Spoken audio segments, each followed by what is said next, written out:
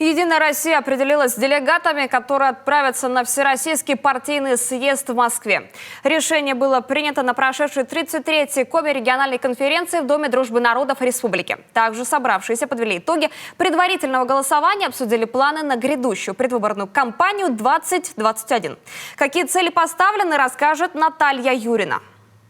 До единого дня голосования 3 с небольшим месяца «Единая Россия» уже начала готовиться к предстоящим выборам. Коми-региональная конференция собрала более 50 делегатов из местных отделений. В работе съезда принял участие и глава республики Владимир Уйба. Первая тема – подведение итогов предварительного голосования за кандидатов в Государственную Думу. Праймерис проходил с 24 по 30 мая в 2 форматах – очно и онлайн.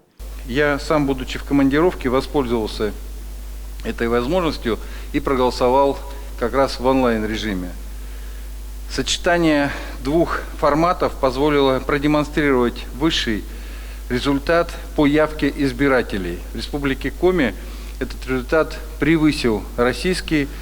В среднем по России он составил 12%, в Республике Коми 15%. Еще одной принципиальной отличительной чертой этого предварительного голосования стала его максимальная открытость. Первый этап предвыборной кампании «Единой России» позади. Впереди этап основной, важный и ответственный. Как отметил секретарь Коми отделения партии Сергей Усачев, главная задача – победа на предстоящих выборах 2021 с серьезным отрывом от оппонентов.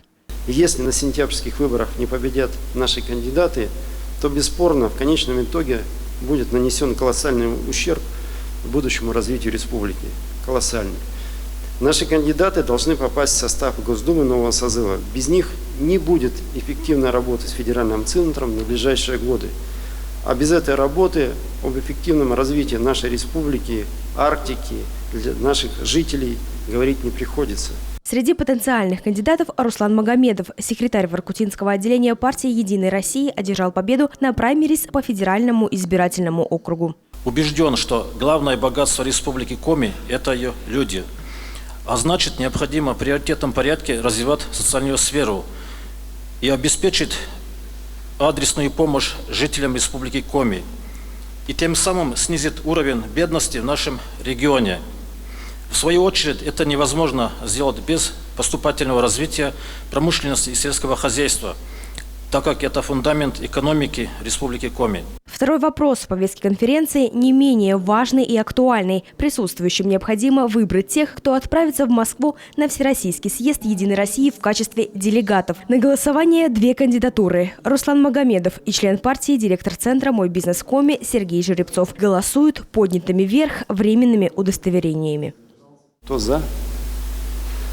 Против? Воздержался? Принято. Решение приняли единогласно. Свой предвыборный съезд партия «Единая Россия» проведет в Москве 19 июня. На нем будет утвержден список кандидатов на выборах в Госдуму и проект программы партии, с которой «Единая Россия» пойдет на выборы в сентябре. Наталья Юрина, Олег Юшков, телеканал Юрган.